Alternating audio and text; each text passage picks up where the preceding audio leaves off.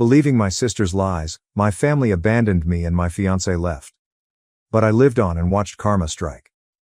Years later, I need a little advice on the matter as I don't know what to do anymore. I was 21 when my fiancé asked me to marry him.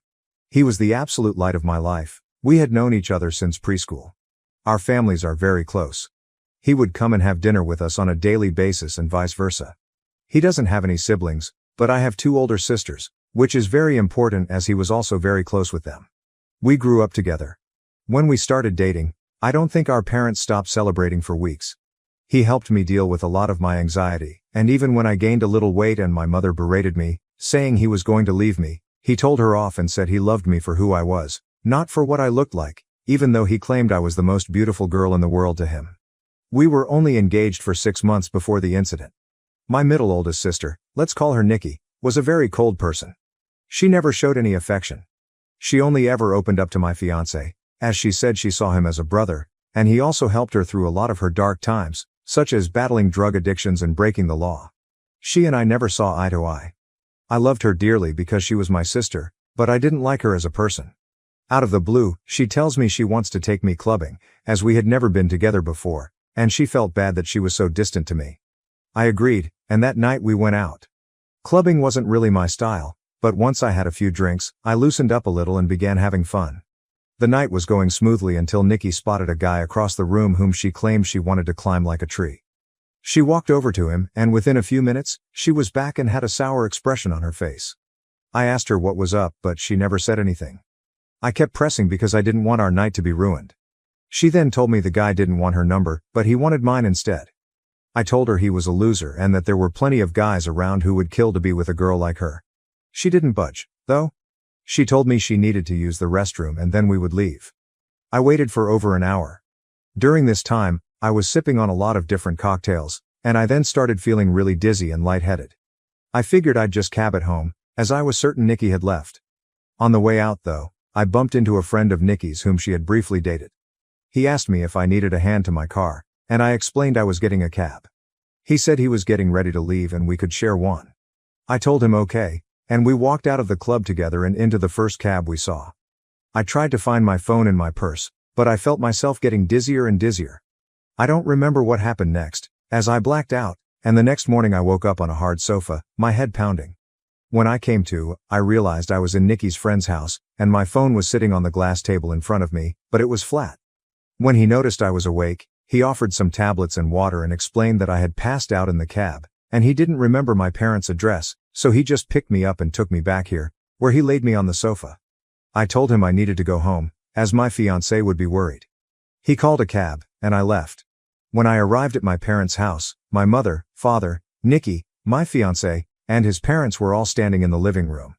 I thought they were worried about me, but the instant I opened my mouth, my fiancé asked how I could do this to him. I tried to explain that my phone went flat, but he then went on screaming about how I could cheat on him. I was baffled. Why would he think that? I tried to explain the night's events, but I kept getting cut off. Nikki then chimed in and said I was a lying and how could I be so heartless to a man who has been there for me through thick and thin. She went on to say I kept flirting with random guys all night, and then when she went to the bathroom, she saw me leave with her friend. I told her what had happened, and she showed me photos on her phone where, as we were leaving, his hand was on my back ushering me outside. Yes, the photo did look horrible, and I was so drunk I didn't even realize his hand was on my back at all. My fiancé was so angry, he kept shouting, and his mom and mine were both crying. I then asked Nikki to call her friend, and he would confirm nothing happened, but when she called him, he told a completely different story. He said I begged him to take me back to his house, and when he did, we slept together multiple times. I saw red and started crying and yelling at Nikki because I knew she had organized this whole thing to make me look bad. I begged my fiancé to believe me, but he just shook his head and left.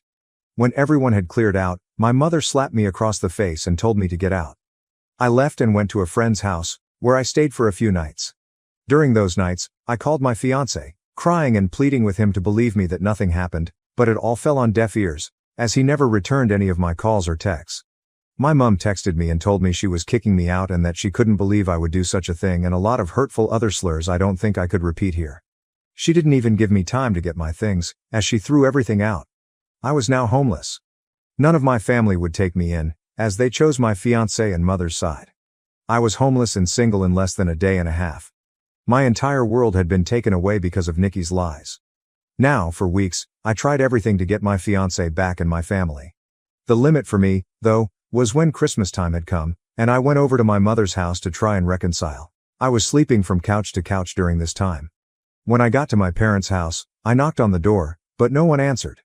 My friend then called me and told me she just saw on Facebook that my family was in another state celebrating Christmas, and they had posted pictures online. Everyone was there: my sisters, parents, grandparents, and even my fiancé and his family. When I saw the photos, I couldn't stop crying, as they all looked so happy. I cried for days and days before deciding to block them all. I even returned my engagement ring.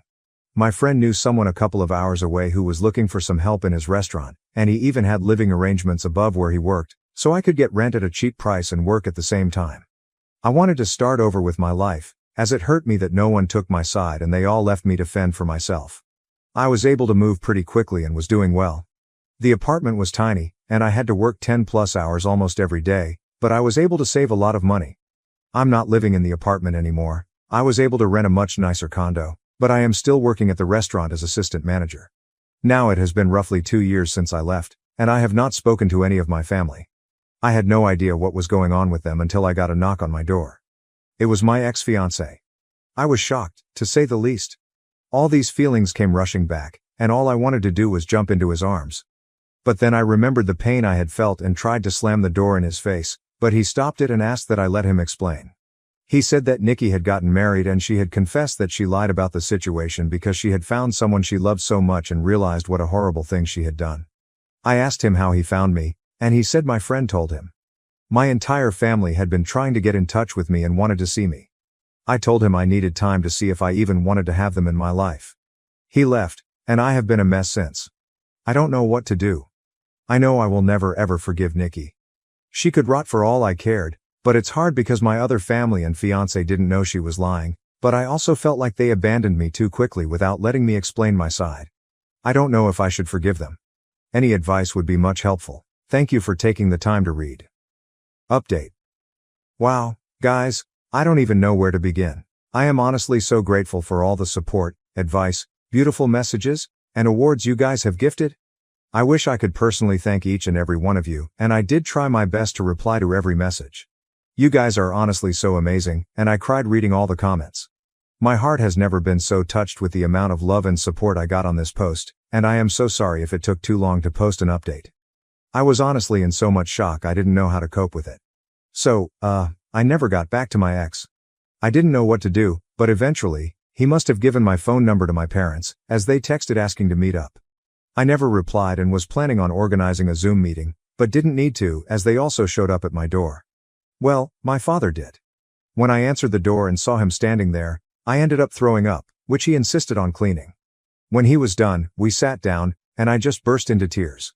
My emotions were all over the place, and my father has worn the same cologne for a really long time, so when I smelled it, it just brought back all these memories. He tried to hug me, but I pushed him away and asked what he was doing here.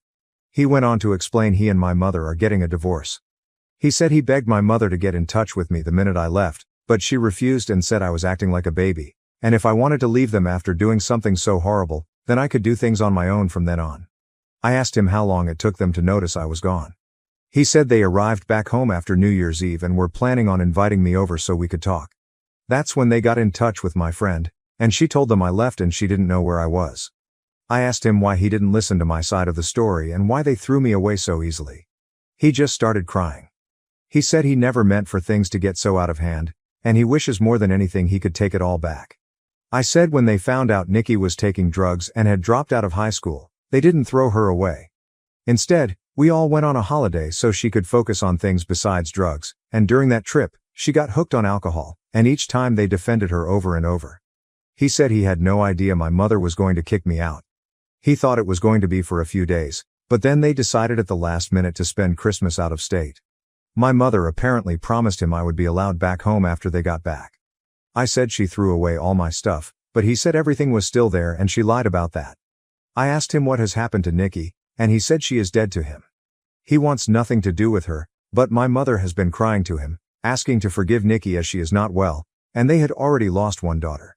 They cannot lose two. He blocked my mother and Nikki and has been on my ex's case about finding me. My ex caved in when my dad said he blocked my mother and Nikki and told him where I lived. I asked that he never show up again unless I give him permission, and he agreed. He asked what would happen now, and I said I really don't know and that he hurt me really bad. I then just went into detail about how much he hurt me and what it felt like seeing them so happy without me and how hard it has been. We were both crying by the end of it, but I was really glad I got it all out. It felt like a huge weight had been lifted off my shoulders. My dad then said he knew a few places around the area and would help get me a better apartment, and he said he would help get a better job, but I told him I wouldn't be leaving this job, as my boss helped me out so much, and I wanted to repay him at all costs.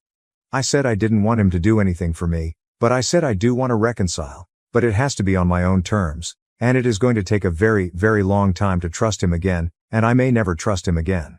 He said he would do anything to make up for what he did. I asked him why Nikki did this and if she said anything about it. Well, she said she thought my ex deserved better than me, and she wanted to see him happy because he was making too many sacrifices in the relationship. She loved him like a brother and wanted to break the engagement off, so that night she asked her friend to come and escort me out of the club so she could get photos and to take me home so her plan could work. She said nothing sexual happened, I went to sleep on the sofa, and that was it.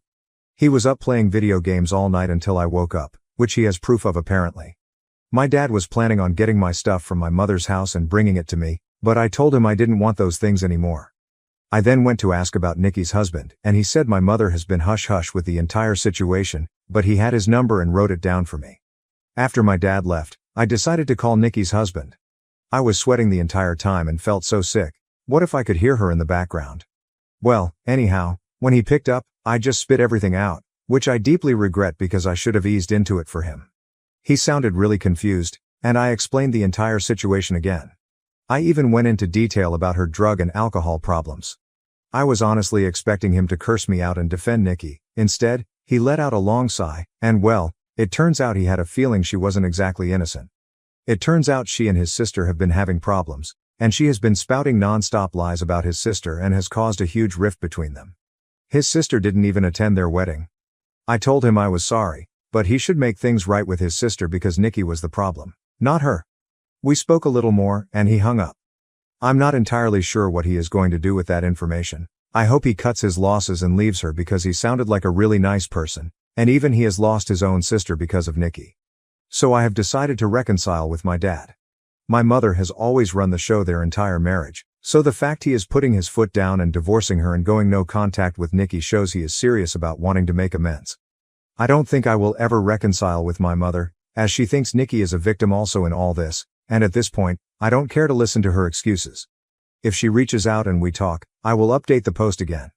For my ex, I haven't had the time to meet with him and talk, though my dad mentioned he wanted to come with my dad, but he told him I would be too overwhelmed if both were there, and seeing them separated will help make clear decisions. He also mentioned my ex was arrested for assaulting Nikki's friend who lied about the entire situation. He was being charged, but the charges were dropped a few days later. I will update the post again when I have time to speak to my ex. Thank you guys, for being so patient and so caring and just amazing. Story 2. I called the police on my boyfriend after finding weird pictures of my 2.5-year-old daughter on his phone. I, 34, female, have a 2.5-year-old daughter. Her dad was never supportive and left us early on. It's just been me and her. I started going to church, trying to rebuild my life, and that's where I met my current boyfriend. He's a recovering addict, working through his own stuff, but he was kind with kids. He has his own, though his ex has custody. We got close fast, and 3 months ago, he moved in with me. I thought things were going well. But in the last 2 weeks, he started coming home late, being distant. I started thinking maybe he was cheating. So, I checked his phone. I know it's wrong, but I didn't want to be betrayed again. I opened Snapchat, and he had pictures of my daughter on it, without any clothing or diaper. My hands started shaking. I couldn't even think straight. I called 911 immediately and told them he was coming home. I never told him I've called the police and never confronted him. I wanted him to come from work and have the police speak to him. He told them it was because she had a rash, and her pediatrician had asked for pictures. He is right about that. When I was at work, he was consulting with a doctor on Rocket Doctor. We are in Canada, and it's a virtual place where you can talk to a doctor. Our closest ER has wait times of up to 10 to 12 hours, and if it's not imminent, they make people wait. He had messaged me that day saying that she had these rashes coming up on her body, and he suggested the rocket doctor thing. I told him that's good and to keep me posted about what the doctor says. He told the police that I am crazy for thinking these things and that he had just taken those pics to send to the doctor. But her rash was on her stomach. And yes, he sent the doctor pictures of that. But there were also other pictures. Why would he take other pictures of my daughter without her clothes, aside from the rash ones of her stomach? I asked him if it was just for the doctor, why wasn't she at least covered up? Why did he keep them? He said I was overreacting, that he wanted to make sure he sent the full body pictures so the doctor could see properly.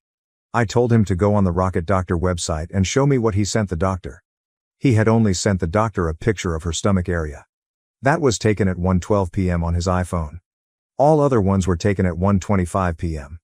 I couldn't shake the feeling that something had happened to her. The police questioned him, looked at the photos, and in the end, they let him go. They told me I freaked out, that there was no evidence of anything beyond what he said. He's furious at me now, saying I ruined his life, that I never trusted him. He's saying that he only took the other pics in case the doctor asked for her full body pictures. I don't know what to believe anymore. I'm second guessing everything. What if I was wrong and if I jumped to conclusions? Or what if I wasn't? What if I ignored this and something worse happened later? I feel like this is such a gray area. On one hand, I feel like I blew it out of proportion and should have talked to him. The rocket doctor thing happened like 2 weeks ago. I have no friends or family, and I am feeling lost. Ada for not even giving him a chance to explain and calling 911 directly. Update. A lot of people are asking how I checked his phone if he was at work and accusing me of lying. I caught him by checking his phone. I recorded everything on his screen using my phone. I never confronted him. I let him leave for work with his phone. Then contacted the police in the evening. Also, people are assuming I only knew him for 3 months. I've known him for a year, and he moved in 3 months ago. I replied to the very first comments I received when I first posted, but just clearing this here as well.